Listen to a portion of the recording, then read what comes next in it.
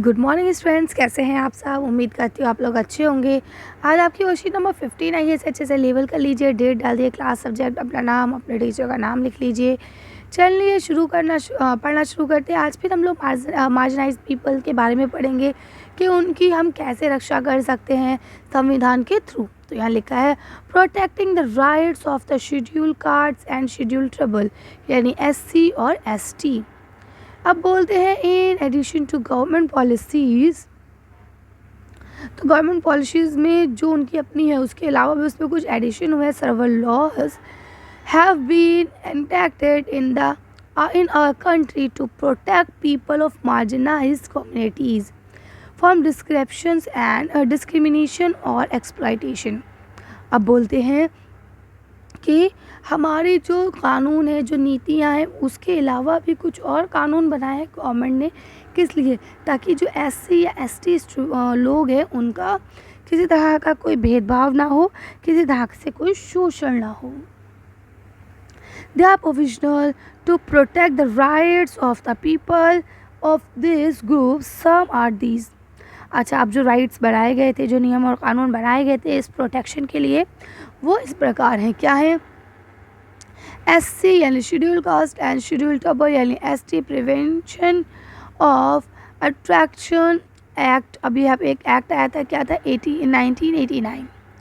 इस एक्ट में सबसे पहले कहा गया था कि provisional of punishment for forcing a person belong to SC और ST टू ईट, ड्रिंक और ईट एनी इनक्रेडिबल सब्सटेंस। अब बोलते हैं कि कोई भी गंदा सब्सटेंस खाने के लिए अगर कोई किसी को फोर्स करता है, कोई किसी पे ज़बरदस्ती करता है कि नहीं आपको ये खाना पड़ेगा, तो उसके ख़िलाफ़ सज़ा की जाएगी। प्रोविजनल ऑफ पनिशमेंट, फिर से इन्होंने कहा कि सज़ा का निर्माण किया गया, सज़ा दी जाएगी for those who forcibly remove clothes or a scheduled caste or scheduled tribal persons of prejudice him or her, nagged or paint his face or do any act that hurt the dignity of the person। इसके अलावा बोलते हैं अगर कोई, जैसे ये सारी चीज़ें पुराने ज़माने में गांव वगैरह में बहुत ज़्यादा देखने को मिलती थी।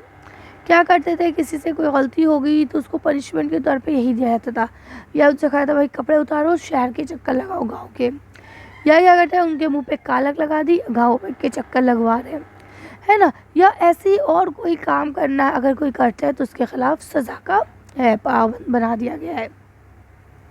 फिर लिखा है, देखिए, provisional of punishment for those who occupy the land allot in the name of the person belong to a scheduled caste or scheduled tribal।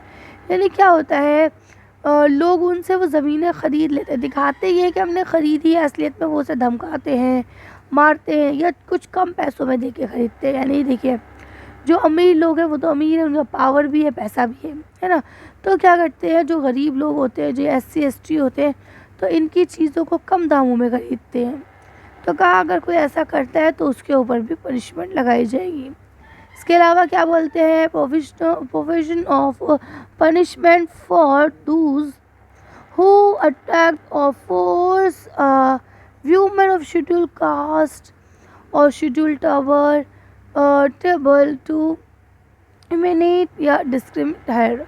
अब बोलते हैं किसी औरत को ज़बरदस्ती करना या उससे ज़बरदस्ती कोई और काम करवाना, उसके लिए भी अगर कोई ऐसा पकड़ा जाता है तो उसको सज़ा दी जाएगी। यहाँ लिखते हैं this law are incorrect in 1989 in response to the demand of the community. अब इन कम्युनिटी की डिमांड पर ये बनाया गया था। This law listed different form of the physical fitness और moral representative insult. Its purpose was to bring guilty people before the law। अब बोलते हैं कि ये इसलिए बनाया गया था ताकि उनके साथ किसी भी तरह का कोई भेदभाव ना किया जा सके और जो फॉल्ट है, जो गिल्टी लोग हैं, उनको सज़ा दी जा सके। अब बोलते हैं कि जो एक्ट आपका बना है डिमांड्स ऑफ आदिवासी के एक्ट पर, ये जो एक्ट बना था 1989 का, इसका क्या है, the act of important for one or more as Adivasi activities resort to this law to restore their obligation of their traditional land, यानी अब बोलते हैं कि ये उन्होंने इसलिए बनाया था ताकि वो जो उनकी ज़मीन है उसको वो बचा सकें और अपने कारोबार को जारी रख सकें। कैसे? तो यहाँ देखिए लिखा, the land of the tribal can not be constructional sold to a non-tribal person, whereas this had happened, they should get their land back to maintain the dignity of the constitution। अब बोलते हैं कि अगर कोई नीच जाति वाले आदमी ने अपनी ज़मीन उच्च वाली जाति को बेच दी है, जो कि असलियत में वो नहीं बेचते, वो उनसे छीनी जाती है, ठीक है, तो बोलते हैं अगर ऐसा कुछ होता है, ऐसा कुछ मिलता है तो उनको सज़ा दी जाएगी, नहीं तो उनकी ज़मीन उनको वापस कर दी जाएगी। आगे बोलते हैं, ट्रबल एक्टिविटीज सी के Jammu agrees that the government of various states are also not behind in volunteering the constitutional law of the tribal. In this government that allows non-tribal interests to exploit the tribal land in the name of tribal land, paper mills, and to disclosed the trouble from their traditional forest। अब क्या बोलते हैं कि ये लोग क्या कर रहे थे, जंगलों में फैक्ट्रीज़ लगाने के लिए उनकी ज़मीन छीन रहे थे, तो उन्होंने कहा कि भाई ऐसा भी नहीं होना चाहिए, दूसरे राज्य वाले ये काम ज़्यादा करते हैं, वो आ जाते हैं, वो राज्यों में अपने राज्यों के थ्रू यहाँ पे करने लगते हैं। A part of this people are being excluded from the forest by decreasing them as reserve as or sanitary। तो बोलते हैं कि जो लोग थे इससे रिलेटेड उनको थोड़ा बुरा भी लगा कि मतलब वो अकेला कर लगे, लेकिन इन्होंने कहा कि भाई देखो अगर आप ऐसा करोगे तो आपके खिलाफ केस किया, आप अपनी ज़मीन किसी को नहीं बेच सकते, कोई और आपकी ज़मीन पे आके नहीं रह सकता है, ठीक है। मिस्टर जानू ऑल्सो से, मिस्टर जानू ने ये भी कहा that when the government can spend a lot of money for this construction of industries or other project of the land, यानी कि जो सरकारें हैं वो कंस्ट्रक्शन के काम होते हैं या और प्रोजेक्ट जो होते हैं उनको क्या करती है, उस पर टाइम सर्व करती है और इनडायरेक्टली अपने हाथ पे ले लेती है ना। आगे क्या लिखा है, taken away from the troubles then why has treat to spade to a little peoples these. तो अब क्या बोलते हैं, दीज डिसेबल्ड पीपल, अब बोलते हैं टेंशन नहीं लेने चाहिए इंसान को। और उसने ये कहा कि भाई देखो जब गवर्नमेंट उल्टे सीधे कामों के लिए 100 तरह के पैसे खर्च कर सकती है, तो क्या जो सचमुच प्रॉब्लम में लोग हैं उनको पैसे नहीं खर्च किए जा सकते, उनको किसी तरह की सहायता नहीं दे सकती सरकार, ठीक है। तो उम्मीद करती हूँ यहाँ तक आपको समझ में आ गया होगा। अब आपको पहला क्वेश्चन लिखा है, why was the need of enacting the scheduled SC और ST prevention of act in 1989, यानी 1989 के एक्ट के थ्रू इन लोगों को कौन कौन सी प्रिवेंशन मिली है। चलिए देखते हैं आंसर। देखिए आप इसका आंसर यहाँ से लिखेंगे कि ये जो लॉ था ये इसलिए बनाया गया था ताकि उनके ख़िलाफ़ जो मतलब SC ST लोग हैं उनके साथ जो दुर्व्यवहार हो रहा है, जो ज़ातियाँ हो रही हैं, उसको ख़त्म किया जा सके, और जो ऐसे लोग हैं जो ये सब गलत हरकतें करते हैं उनको कानून के सामने लाके पेश किया जा सके। कर लेंगे, चलिए आगे बढ़ते हैं।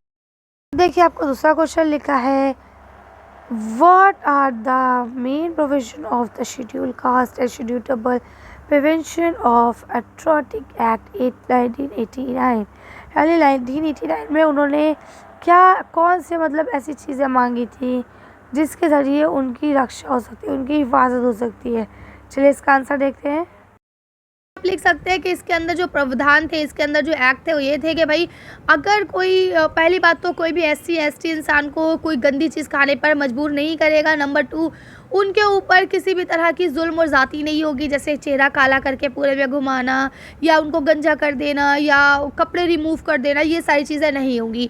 इसके अलावा जो उनके साथ ये होता था ज़ोर ज़बरदस्ती से उनकी ज़मीनों को छीन लिया जाता था, ये सारे काम नहीं होंगे। इसी के साथ जो महिलाओं के साथ दुर्व्यवहार होता था वो सब चीज़ें नहीं होंगी। तो ये 4 मेन पॉइंट्स थे इसके अंतर्गत। अब देखिए आपका अगला क्वेश्चन लिखा है, describe the way by which the tribal habitat are shrinking।